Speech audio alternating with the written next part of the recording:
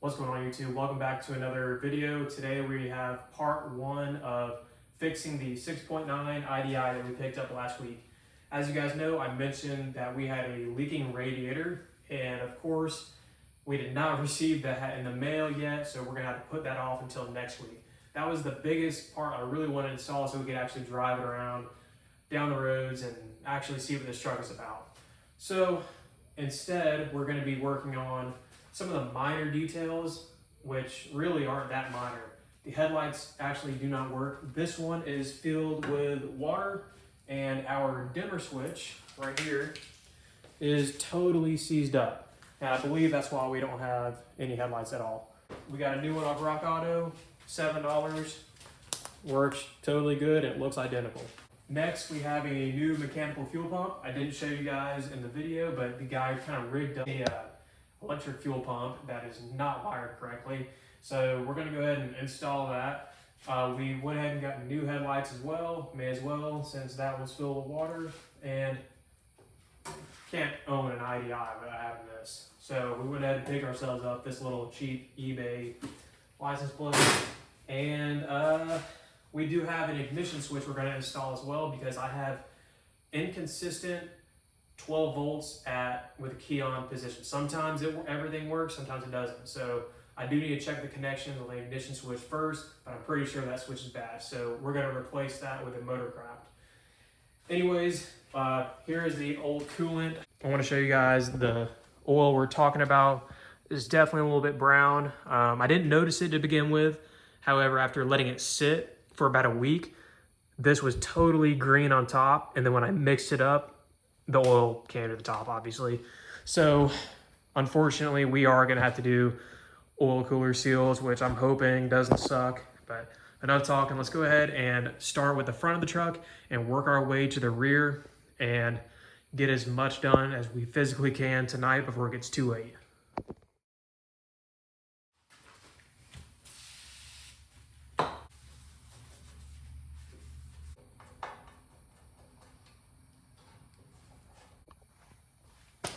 Okay, well, I think that looks 10 times better than the Auburn tag. I did graduate from here, but we're not big fans. So we'll toss this out, maybe use it on something else. That looks a lot cleaner to me. So let's go ahead and move from front to rear and try to knock out everything in a kind of a good order. So next thing, let's go ahead and knock out these headlights. So yes, the other day I did get ahead of myself and already removed the old one. So we just have access right here to the connector. So we're gonna go ahead and plug this new one in and hopefully find that other screw, because I only have one. But anyways, let's go ahead and plug that in and see if we have at least one working headlight, because we can pretty much assume the one that has water in it will not work. Just went ahead and plugged that switch in, and let's see if we have any lights. I don't know if I got to turn on the key or not, but we'll just do that. And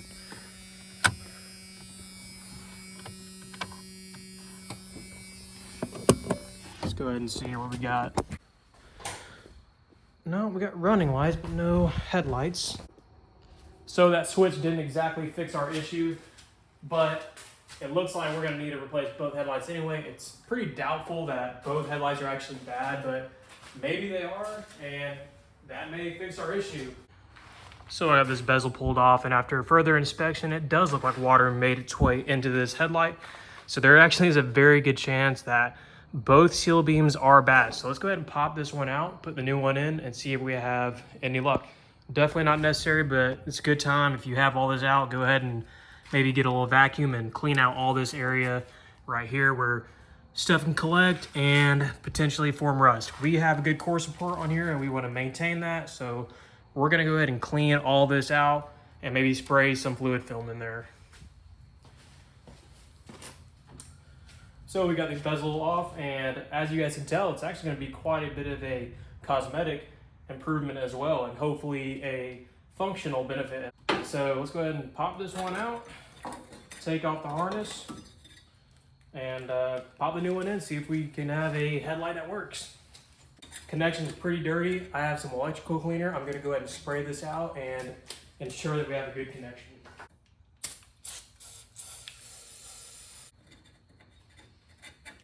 definitely a lot of crud in here, which could be the culprit of our headlights not functioning. So it looks nice and clean. We're gonna go ahead and allow that some time to dry, and we'll go ahead and work on the other side. Well, what do you know? Right after I made that clip, look what I just discovered. We have one wire out and one that was either ripped out or chewed. So let's go ahead and trace this down, and that's gonna be the reason why we don't have headlights. So let's go ahead and see if we can hook this back up, splice it together, and then see if they work then. So I went ahead and undid the ground that was up top here on the fender, gave us wiggle room, and I got this wire stripped. We have a new wire we're gonna add on to it to give us a little bit extra space. And then we have the soldering iron warming up right here. We're gonna go ahead and redo this line and then find a connector and then slap everything right back together. So wire is all connected, got some tape on it to secure it. All the connectors are relatively good. So we're gonna go ahead and button everything back up, plug this old light in, get the ground back on, and then hopefully we have a headlight. Headlight is now plugged in, so moment of truth. Let's freaking go.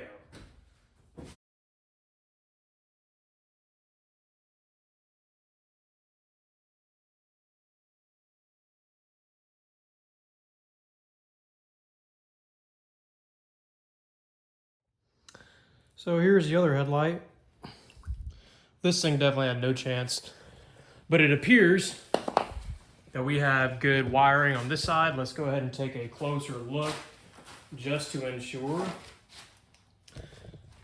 But I'm pretty sure that the reason why this side wasn't working was due to the water in the headlight. But as far as I can see, this connector is good. Definitely filthy, so we're gonna go ahead and clean that out as well. But our ground on this side is intact. All the wires look good. So, and I'm also gonna go ahead and vacuum this out, just like I showed you guys a minute ago.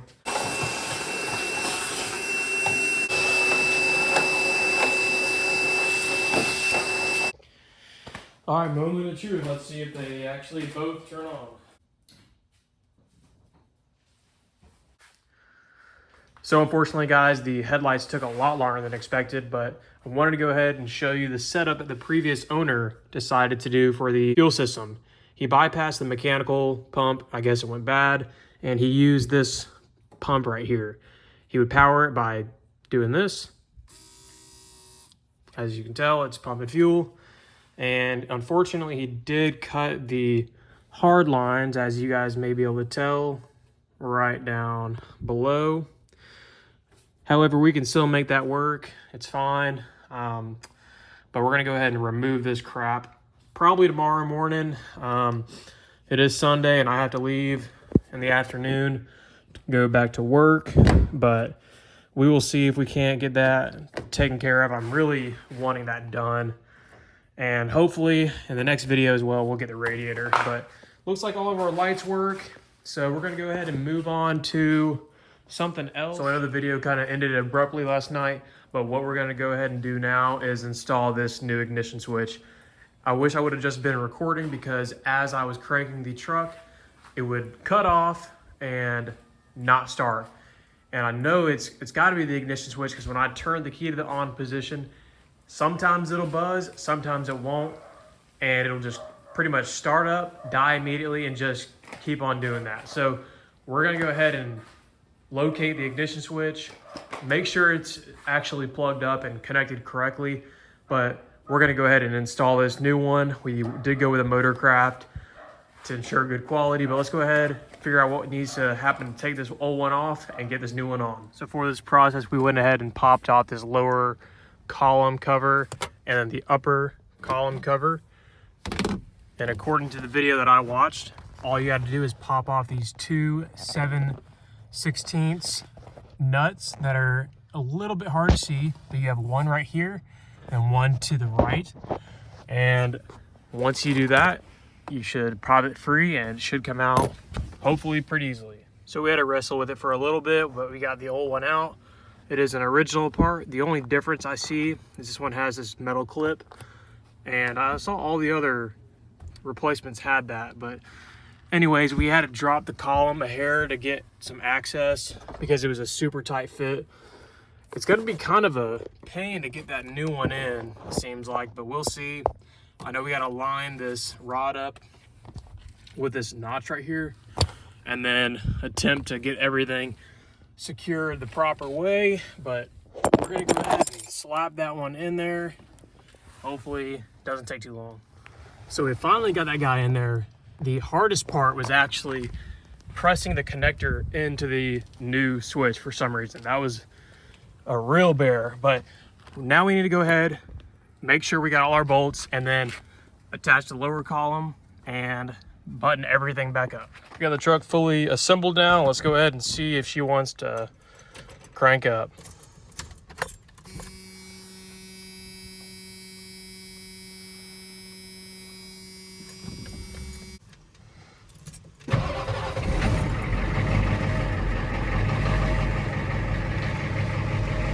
Seems like it's good.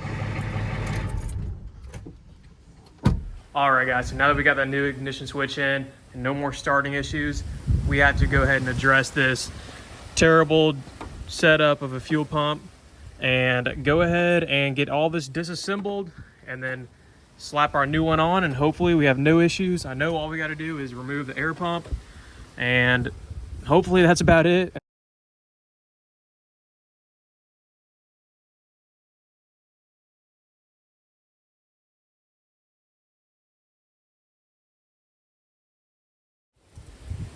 So we got the rubber hoses off, the lines.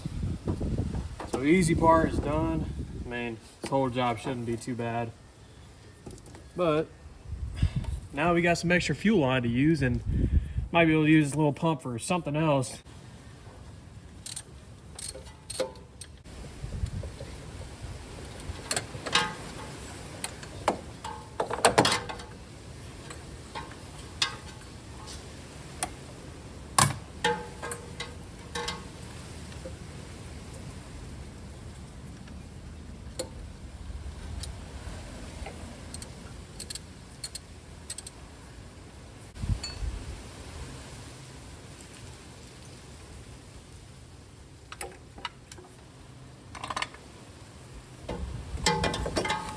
Now these bolts out of the way. Don't disassemble it anymore. Just go ahead and throw that sucker up top. And then hopefully that gives us some pretty good access to these 5/8 bolts. So here's a new one. It looks practically identical to the old one, which is definitely some sort of aftermarket, but we're gonna go ahead and switch these lines over. We got 2 gaskets with this kit, so we're gonna have to go ahead and throw that on, and should be a pretty straightforward install. So we got the fuel pump here, got a little bit of grease on it. Had to go to the parts store and get a new line. Could not get the old one out at all. Got the mounting surface totally clean down here, ready to go install it. Hopefully the cam lobe will line up properly. We don't have to bump the engine or anything, but let's go ahead and slap this thing on there and see if we can't knock this out in a timely manner. So we got the pump on, and that back bolt over here was a total pain, but we finally got it. Now we just gotta get a rubber line and attach it from the fuel tank line to the feed, and then same deal with this, and hook it up to the filter head line. So I'll go ahead and I'm gonna try to orient this line in a way where I can not have a sharp bend, because I had to make this line and I probably did it a little bit too long. So I'm gonna go ahead and, oh yeah, just like that. I can probably bend it, push it this way, and we'll be good to go. But I'm gonna go ahead and route this and try to make it look pretty clean. And I'll catch. All right, so lines are installed, no crazy bends, and it all fit up pretty good. So now I'm just gonna put this air pump back on, and we will be good to bleed the system and hopefully have no issues.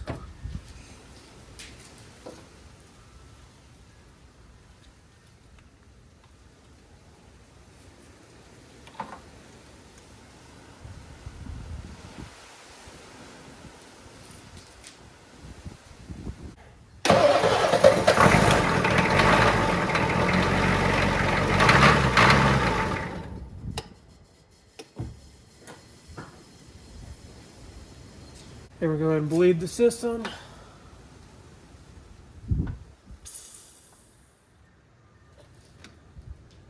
Might have to do this a couple of times. Had a tiny bit of fuel come out, but not a lot.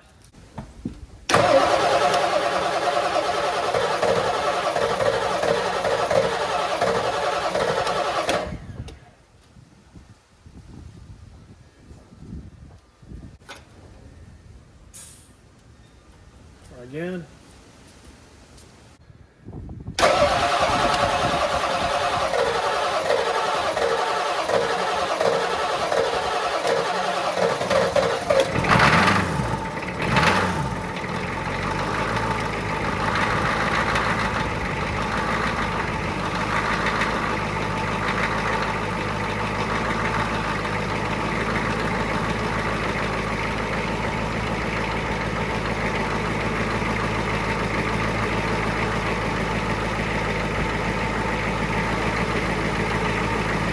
Seems good.